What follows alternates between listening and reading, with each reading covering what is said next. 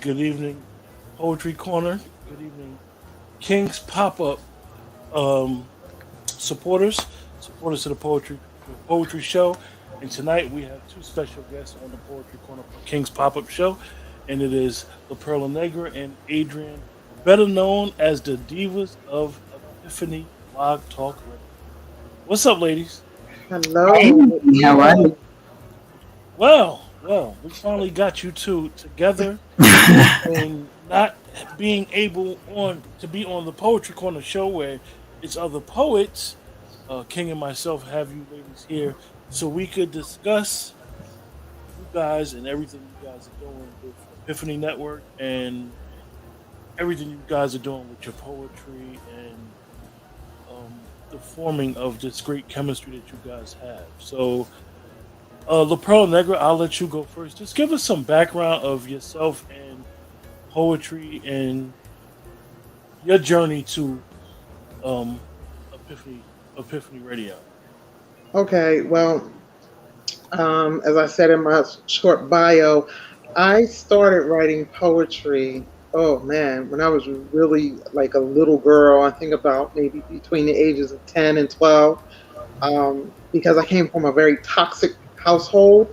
And the reason I started writing, I didn't really know anything about poetry. I just started writing about what was going on with me. But I've always been very creative, so I started rhyming the words in what I was writing, and I realized this one particular thing nobody could take from me. They couldn't mess with me about it because they was like, that's just a child writing some scribble in her book. And I continued to do that throughout the years until I got pretty much grown. But I stayed silent. I didn't have a voice. I didn't know my own voice until I had actually run back into For Real. Now I've known For Real the poet. That's the CEO of Epiphany since I was 14. And he kept inviting me, but because I was so withdrawn, I was like, nah, they ain't gonna like me. I ain't gonna fit in. I'm not falling in there. I was a terrible, horrible introvert. And he was like, look, because he calls me Don. He said, look, Don, you don't have to say anything. Just call in and listen. All right. So I called in, and like the second week after I called in, he had me hosting. I'm like, I don't know nothing about that, and he was like, just be yourself, go on and follow the lead of the host that's on there, and you'll do just fine. And I have been hosting ever since. He actually hooked me up with my diva here, Ms. VIP, and it was supposed to just be a test run, for me to co-host with her on the Love Zone. It's not titled that anymore. It's actually titled the Erotic Love Zone now. But we wind up having really, really good chemistry. And our relationship, our friendship just took off from there. And we've been like this ever since. Mm-hmm. And the ratings went up on it. The callers, everything went up on it when we got together and did our thing. And then I got another show that they gave me called Poetic Therapy, and that's every other Saturday. They also call me in on Tuesday nights for hobby shows, and it's like I'm kind of like the go-to co-host if another one can't, if the regular co-host can't fit or can't make it that evening for the other shows. And it's just been great. Epiphany is not only my poetry family, I feel like they are my soul tribe because, like I said, I have pretty much all my relationships, major part of my life, have been toxic. But this is the one place that I can come where I am completely accepted for who I am and everything about me. And that's pretty much it. That's great. Well, Adrian, you heard Yeah. your partner Mm-hmm. those glowing words the day that she met you. Tell us about yourself up until that point. Well, I have always been an introvert myself. And I started writing poetry about approximately 9 years ago. I was a storyteller. Like I would write stories and just hide them. And someone had noticed my poetry, and because at first I didn't really want to share it with anybody, and it's like, no, no, no, go ahead and share it. So I shared it, and I got a lot of positive feedback. And then I do believe Van Meadows, aka Poetic, saw my piece, and he said, "Hey, would you like to come in Epiphany?" And I'm like, well, he explained everything to me, and and it seems like within, like Danielle said, within like a week or two, I was hosting. I'm thinking, wait a minute, he's like a velvet steamroller, you know what I mean? Just slide, And then not even a month or two later, he was like, "Hey, how would you like a co-host?" And we, like Danielle said, we just like, the chemistry was amazing. And now everybody says I'm the sexy, sultry voice. I thought I was just mellow, but Danielle's the sultry or the sexy. I'll be the sultry, I suspect. But we've been going on ever since then, and it's just been a blast. It really has. And like Danielle said, we're a soul tribe. It's like, for real, like an extended family. We can call each other up in the middle of the night, and somebody will pick up. That's just how tight we all are. And that's why I say Epiphany's a family. It really is. But I just kept on writing poetry. I guess the storytelling could wait till later. But I find that the poetry is better than the stories. So that's it for me. No doubt. I think that, like you said, the Pearl and Necklace, when he said to you, "Oh, you're gonna have a co-host," because of you saying your past about being toxic, were you nervous at first? Like, I don't know if I'm gonna have chemistry with this person. Like, I don't know this person. And Adrian, I know you shaking your head because I'm quite sure at a certain age, Yes. you got your friends, you got people that you got a niche with, and you don't want to cut into nobody. But definitely when someone else forces you to cut them. Exactly. So, both of y'all, one of y'all at a time, explain the like you said, the initial apprehension, and then it was like, oh, really mesh. Explain that. When I got introduced to her, I was pretty much, because she had already had experience in the studio and on radio. I had none. Okay, all I knew was a phone number to call into and to just talk. Now, I've always been a great conversationalist, but it has always been rejected because, for some strange reason, for whatever spirit wanted me to learn, I was just made to stay quiet a lot.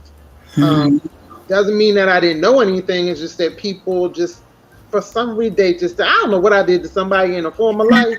But honey, I paid my karmic debt. But she trained me. She took me in the studio and she showed me what I had to do. And talk about nervousness. I was telling her, I said, you know what? I don't know anything.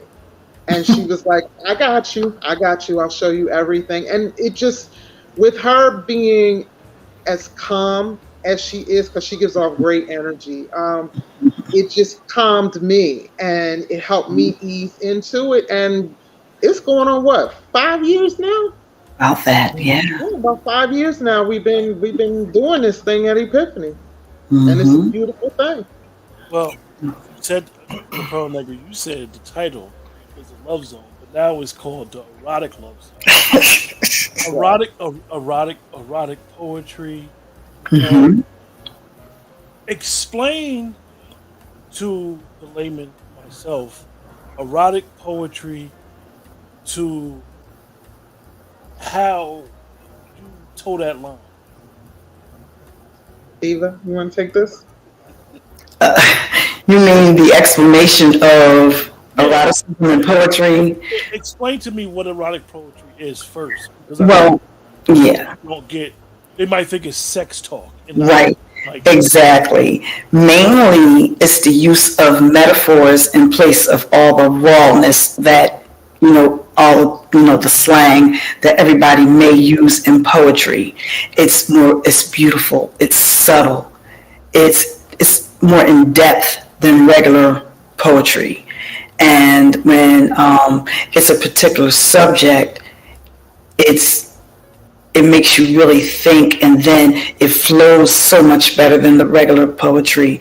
And also the imagery, when people speak, it's amazing. You can feel everything.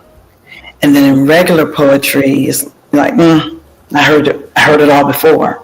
So, and then also, when you get someone that's talking sexy or mellow or however you want to call it, it's a real different vibe. Am I right, Diva? Absolutely. Eroticism is more, it plays more on your mental. And most poets are into the wordplay without being so explicit and so raw. When you learn to use metaphors, it taps into that sapiosexual.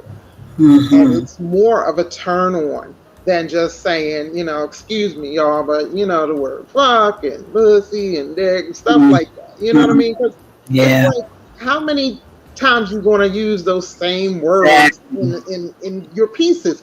Be creative, and we are creatives. Okay, Absolutely. we are artists. Okay, and we have a very, very wide range as far as our vocabulary. First of all, I consider all of us intellectuals. Okay, so we have a vast range of vocabulary, and we can grab words from anywhere and make it sound like it's the best thing in the world. And eroticism, when you get into the metaphors, just like, I'm gonna give you an example.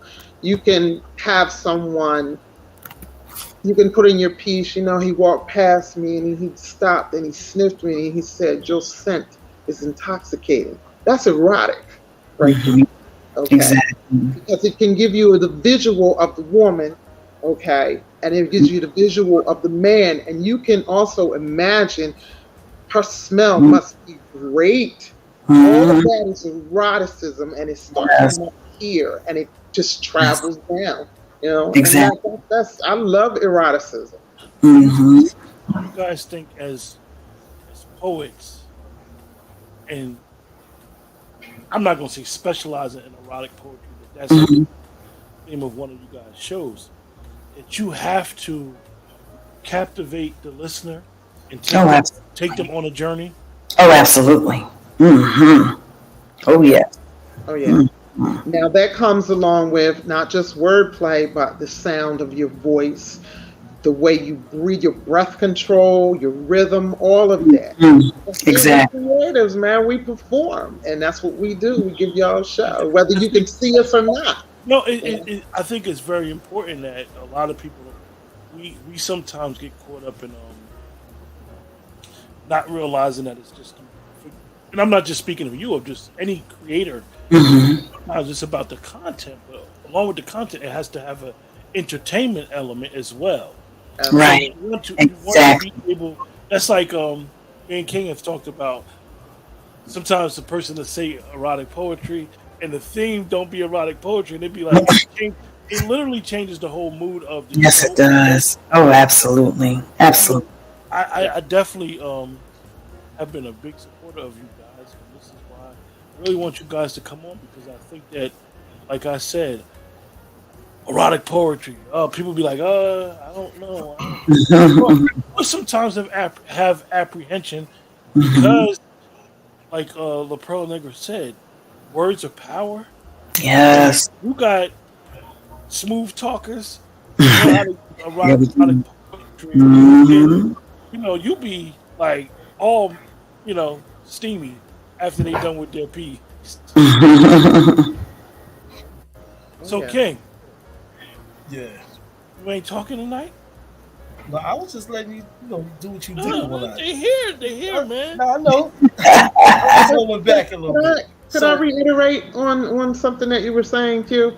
Oh, absolutely. Okay, going back to what you were just talking about some people are apprehensive.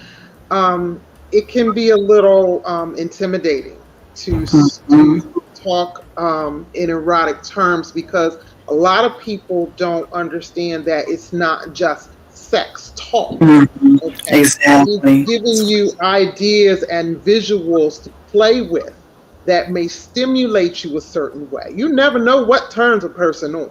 Okay, it could be a smell, it could be a color, it could be the wind, the way it caresses your skin. It could be fall of her hair across her shoulder. It could be, the way his clothes hang on him. We can turn our own selves on, okay, depending on how you feel about yourself. So it's everything. Eroticism is in everything. It isn't just a sex talk. And that's why I think a lot of people are apprehensive about it. And that's it. I'm gonna ask you guys a question before y'all start. Y'all gonna give us some poetry, but I want to ask you guys a crazy question. You ever had any crazy supporters and I heard y'all spit a piece and now they extra trying to find out who you are? That would be my diva. Yep. Okay, I have this section of my social media that I call the block party. Okay, because I have all kinds of folks coming in my inbox, men and women. Okay, saying I'm not even gonna say some of the stuff that they said to me. And I've had poets that you guys know of proposition me on the air, okay, and it threw me off. And my inbox is just is bananas, okay. So yeah, I've had to block some of those poets and break contact with them because I'm like, you know what? Another thing, when I first came to Epiphany, David Mott was listening to my poems, and I started out with erotic poetry, but I'm a storyteller as well. I don't just get into, and he smelled this way. I start from like, it was a long day, and he came home from work, and I was in the kitchen cooking. I give you a build-up, and these people, David Mott would say things like, you gonna have all kinds of strange niggas in your inbox talking about, I miss you, and you don't even know it. And he was not lying. I laughed at it then, but it ain't funny now. It ain't funny because he wasn't lying. I would assume that would be, not only offensive, but even as a woman who know the power of words, and then it's like you coming at me and you can't even exercise my brain, like you said, lapel negative, sapiosexual, like you can't even hold a good conversation, let alone becoming inappropriate, like, and it makes you want to give the messenger, definitely on Facebook. It makes you want to like, crazy, unsolicited pictures and videos and phone calls, and I'm like, I can't even answer certain things if I'm in public because I never know what I'm going to get. Ooh, wow. Yeah. So before, I just got one more question, because King is not asking any questions. King is being quiet right now. Right? If you guys could do anything with Epiphany, and not in a bad way, but like just get more people to listen, get more people to understand what's going on, get more people to understand the vision of you guys' art, what would it be like? How would you, like, you stop everybody and be like, you got to listen today? What would you do? What would you do? Change something right now. Wouldn't so much change anything, but I would advertise more. I would promote more so. I'm a talker. People like talking to me, and I talk that shit. Okay, I like to make people laugh, and they usually find that they're drawn to me with that. So I would like emphasize on that more so than anything else. But other than that, I think Epiphany is great. You know, we have our good weeks, we have our bad weeks. Sometimes we're up, sometimes we're down. You can't always be up. So, you know, that's pretty much it. I have a question for you. Yes. Go ahead, bro. King, go ahead.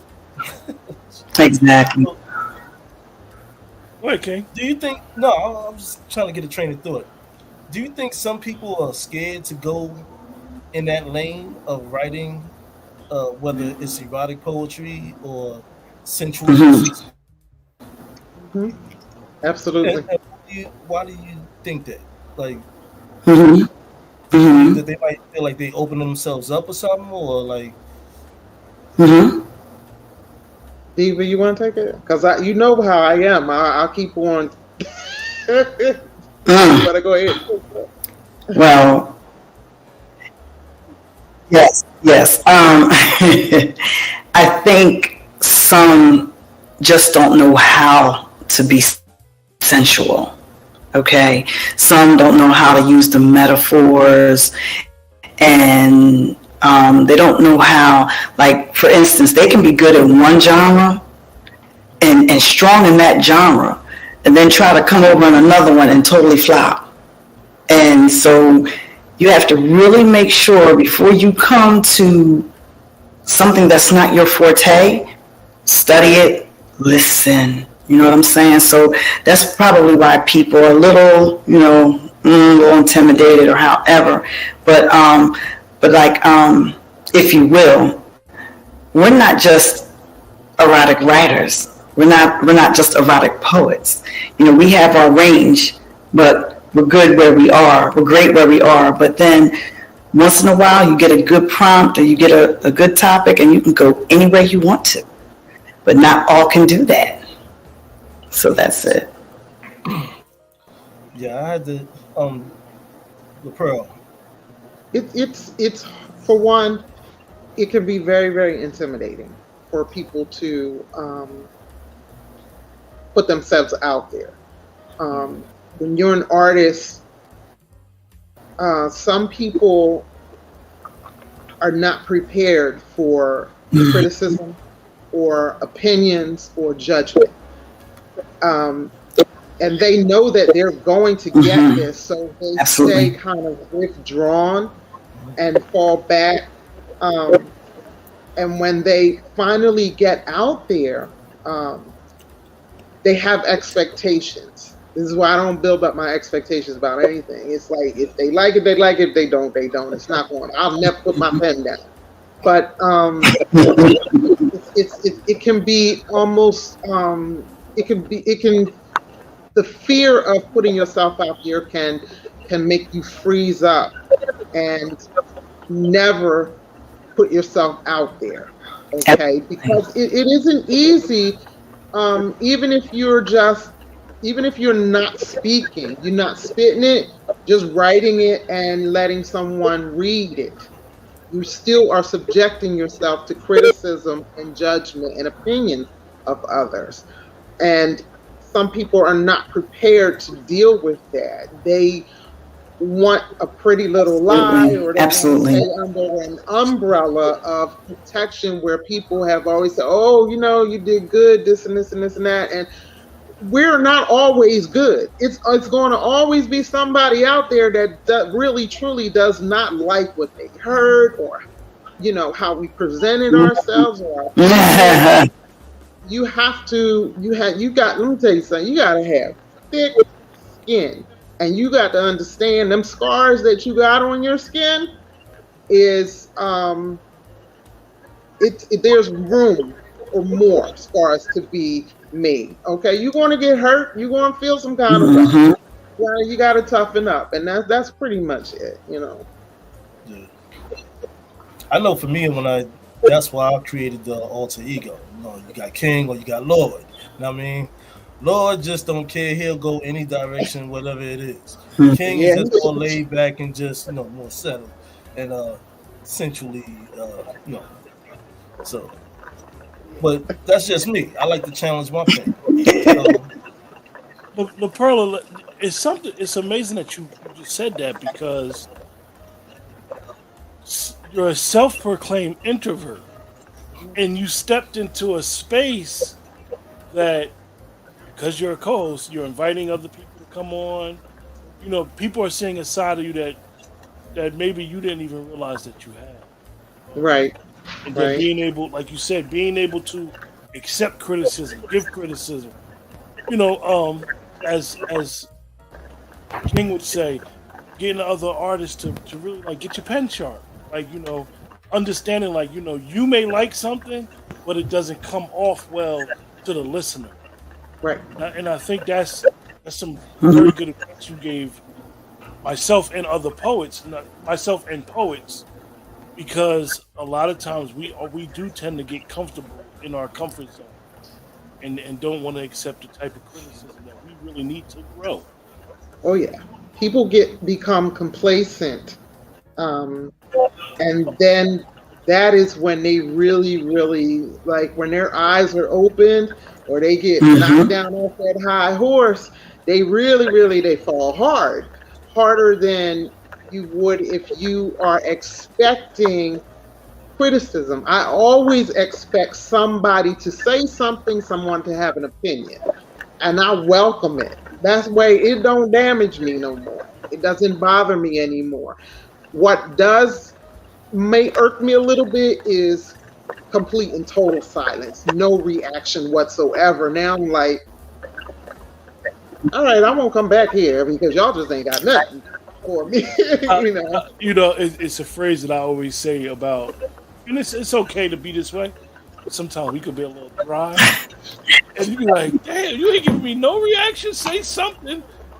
Cuss me out, do something. Make a noise, breathe heavy or something, right?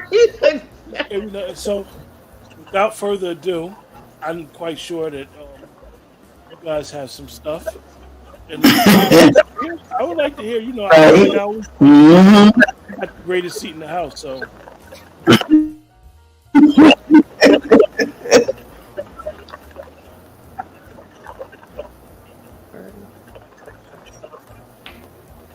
You can go first, I guess.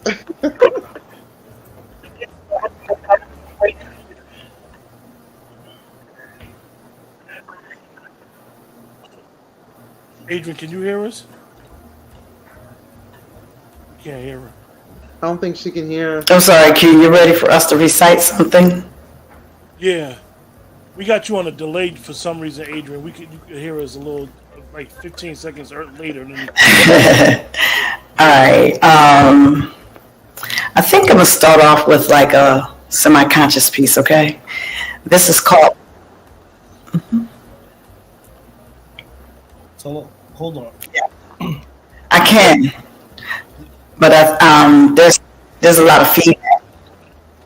There's a delay on your end. Yeah. Wow. Okay. Yeah, it seems that way. But I can start it. This piece is called I've Got So Much Trouble on My Mind. Alright. I've got so much trouble on my mind. People are killing us just for sport. Roe versus Wade gets overturned. People thinking they can tell women, children what to do in cases of rape, incest, or ectopic pregnancy. They cannot abort. I got so much trouble on my mind. Climate change is happening. The universe is in heat. People polluting in the oceans, trash in the street. Now there's a hole in the ozone. There's an outcry for Congress to do something. Using fossil fuels are at a all-time high. They're non-renewable resources. We have to change. Only one or a few people can't do it. Alone, they can't. I got so much trouble on my mind. I can't sleep at night. People playing loud music, racing the cars up and down the road, tires squealing, people screaming, arguing. Drugs are so easy to be found. Needles and condoms flood the streets. People overdosing daily. Sometimes it's too late when Narcan comes around. I got so much trouble on my mind. The homeless numbers increase every day. Coming to cars begging for change, they say. My granddaughter is so sad. Their lives are so hard. She wants to help them. And I tell her the United States keeps helping other countries, but can't take care of what's in their own backyard. I got so much trouble on my mind. What happened to unity? What happened? Black lives matter. All lives matter. But why are there still sundown neighborhoods? There needs to be more gun control, but it's not the guns, it's the people that use them. Racism is so blatant. Why the hate? The KKK might as well remove their hoods. We know who they are. I got so much trouble on my mind. Peace and quiet I need to find. I have to go within, because the world isn't getting any better. But I am determined to win. And that's that piece. Diva. All right. All right. That's what's up. Like that. Really, really like That that. was real good. All right. Got me wanting to do a political piece, but I'm gonna do something to just uplift my sisters a little bit. This is called Black Woman, We See You. Black Queen, I found your crown. Where did you go? Have you turned the corner leading to lost and turned away because they didn't acquiesce to your... Oh, wait a minute. I'm sorry, y'all. Let me start over. Black Queen, I found your crown. Where did you go? Have you turned the corner leading to lost and turned away because they didn't acquiesce once again to your demands for just the fairness and respect of the day? Head held down in shame because hand smacked by life had you believing your richness was to blame. Our first teacher, Queen, look up and see. Your children are still waiting by the learning tree. Hold your head up and give me your hand. I am your sister. And I promise you, Black woman, I will not let you fall if you start to trip when you go to take the stand. Black woman, where have you gone? Are you blindly still searching for love with a soul that can rectify from a spirit that forgives because it's all that you hold within? You are the direct connection to the Creator, blessed and highly favored. You are love. So wipe off the mirror of your soul so you can see what we see and set yourself free, Queen. Black woman, if you want to know what we see when we look at you, we see how you are naturally protective, like the gold poured over precious metals. We see, I'm sorry, yeah. We see your natural ability to calm, soothe, and heal us like the restorative properties in honey. We have clarity from your natural ability to make sense, like pristine waters of a flowing spring. And we see the strength you possess to endure the darkness and pressure from life, like a diamond. Shine on, Queen. Sister, look at me and know that the true you is what we value and still see. The epitome of what Mother Earth herself embodies. You were meant to nurture this life with dignity, joy, and pride.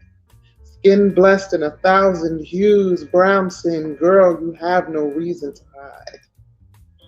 Because happiness is your birthright. We've needed you before we took our first breath into this earthly plane. Sister Soulful, righteous queen, the first lady of creative originality, our healer. Realize how vital you are to our existence. Black woman, we see you. So hold your head up high and grace us once again with your presence. And that's that piece. Thank you. All right.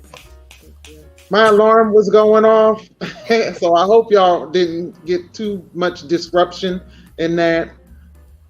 No, you were good. You were good. Okay. You were good. King, you quiet tonight? Oh, y'all ain't expect this. They gonna spit pieces on like, you know what I mean? But I mean, I want them to get to the Gideon. You know what I mean? I love my conscious pieces, but you know, I'm there's some diversity with me, but I like to hear. Okay. So, ladies, the floor is yours. Okay, Divas, your turn.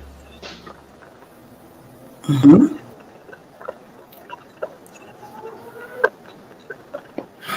All right. This is a short piece called My Key of Love. I find it incredible that within 1 month I have smiled, blushed, and fell head over heels in the key of love with you. Whatever I sing, whatever I do, when we look into each other's eyes, my heart beats in the key of love with you. My mama says I'm in trouble, but it's a good one. Real, transparent, and illicit. The laughter we share, the intimacy is amazing.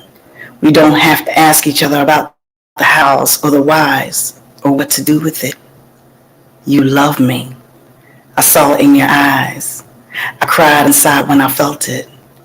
It came in the key of love. It came in the first hug we had. It came in the first sunrise we shared. It came in a peaceful groove. It came in an aura of blue. It came in the key of love with you. And that's that piece.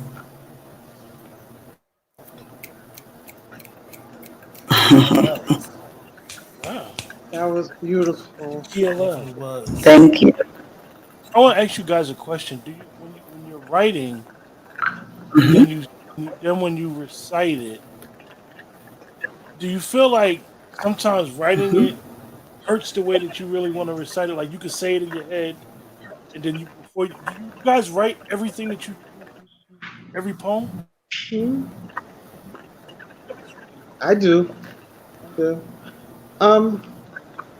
No, I don't think the writing bother. I think my flow sometimes doesn't come out the way I want it to, and that messes with me. I really haven't had any bad critique, really ever, but I feel like sometimes I'm not good enough. Okay, but I get a lot of positive feedback, and we are our own worst enemies. We are our own worst critics. Okay, we can't nobody tear us down like we tear ourselves down. We will pick ourselves apart. Okay, to the point where people don't see what we see. But that's pretty much it. Even though I do get a lot of positive feedback, I feel like there's always room for improvement. Always.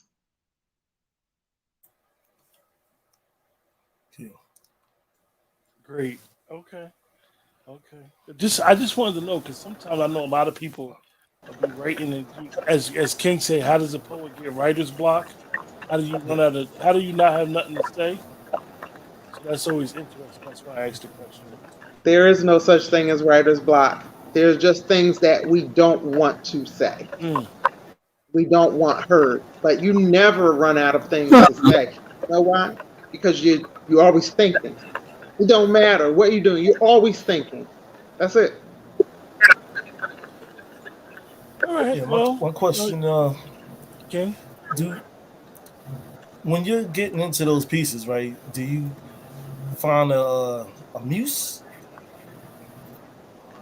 Do I to find a get into? muse? Yeah, when you a muse, like Oh, who inspired you to write that? Like, oh, if there's a prompt or something like that, like you like, I want to yeah. write this piece. Do you think about somebody and be like, you know what? If that was let me put them in that picture. You know what I mean? Mhm. Yeah. So I thought it was probably Most just male definitely. poets. You know what I mean?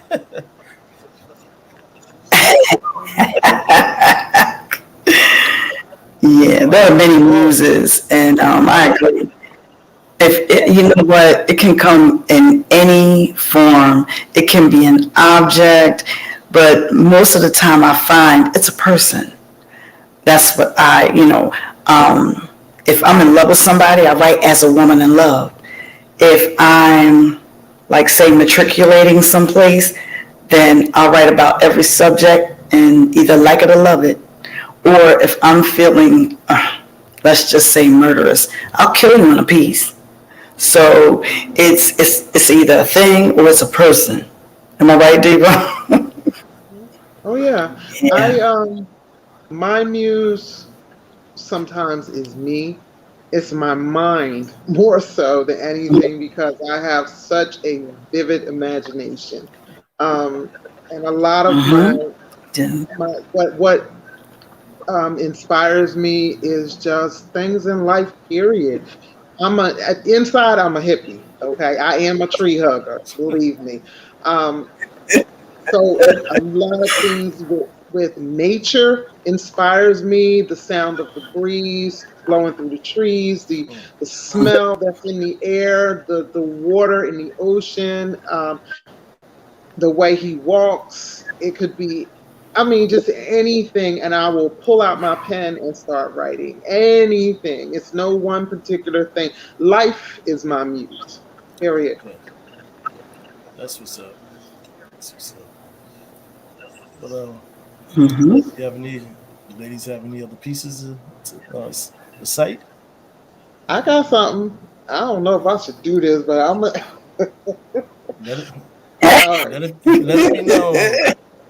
All right, this is about to get a little bit racy, y'all. This is not my dirtiest. This ain't my No, rawest. just But go with the flow. You good? all right, You good? all right. This is actually a prompt that we got from the Get Down. Shout out to J. Robin Poetic. Okay, so this is called "If My Bed Could Talk." Mm. I've owned 4 beds in my lifetime, but I'll give you a story of one. My bed could talk. Mm. It would talk about nights of touching myself and tasting remnants of our mixture off of my fingers, shifting my body to the cooler side just to roll back over, allowing the warmth of that spot to falsify the warmth of his body, from being impatient and longing for him to come home. Because of his promises in the dark kept at daytime rituals of eye contact, passion contained soft kisses and gentle brushes of skin. Mm, how I'd play till I come. My bed could talk. It would tell of secret rendezvous of the nights of moonlight would have menage a trois with our bodies bare, he and I. How it would dance across my skin, highlighting spots of entrances within that only his lips and hands have already been. Renewing his nature to rise and revisit over and over again. It would talk of the overindulgence of levels of scent and the savoring flavors of taste, of mouth-watering mouthfuls of sweet and sour releases, and salty tears of passion's overwhelmment for that carnal lust fulfillment. Eye gazing, hard riding, cabin stabbing, ooh, the stories it would tell. Stories that held the secret formula of just how sloshy, how juicy, how wet an orifice can be made and get when properly stimulated by touching, kissing, sucking, deep throating, swallowing, and fucking. My bed could talk. The stories told would be of beautiful, sweet nothings whispered in the ears, finger licking and endless squirting, so divine. That's that piece. Woo, woo, woo. Woo! Mhm. I'm glad I'm sitting next to the open air Woo! vent. Jeez. Thank you. Okay. Thank you. Adrian? Ah, okay. You know, this was a prompt from your show, King and Queen's Quarters. And I thought y'all were calling it War or something. I forget what it was. But anyway, this piece is it's entitled,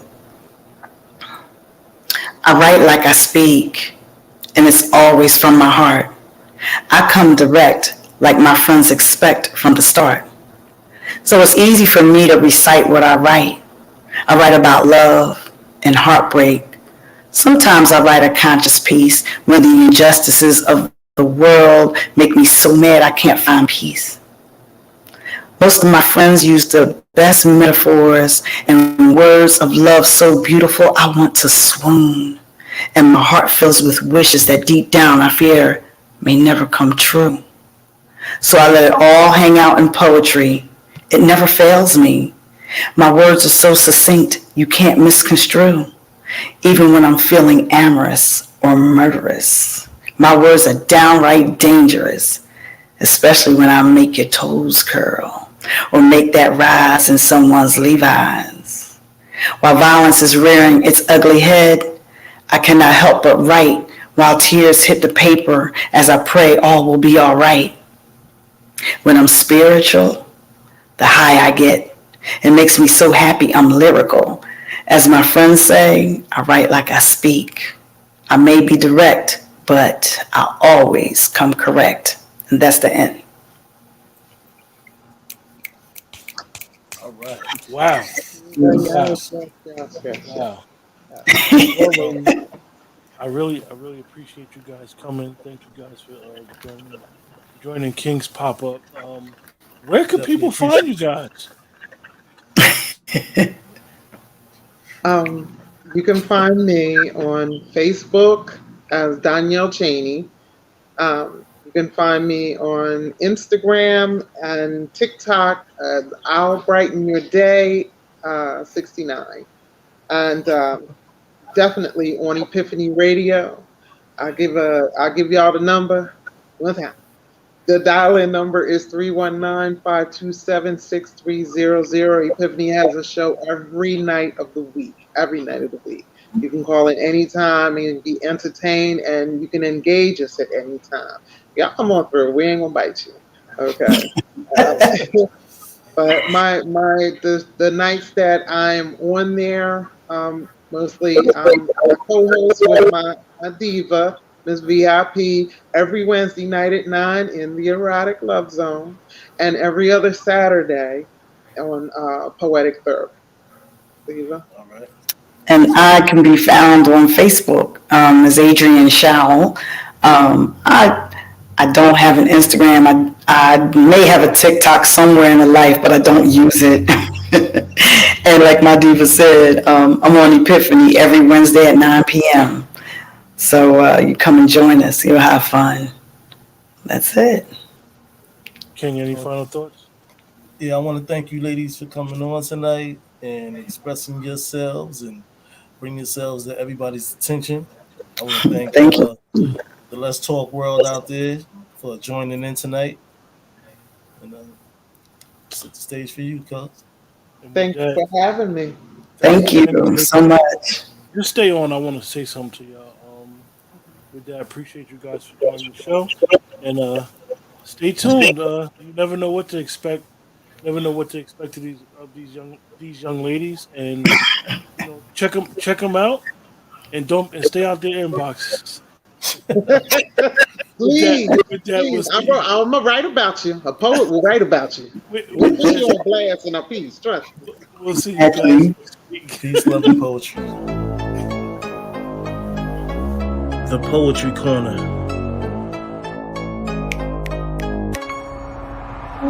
The Poetry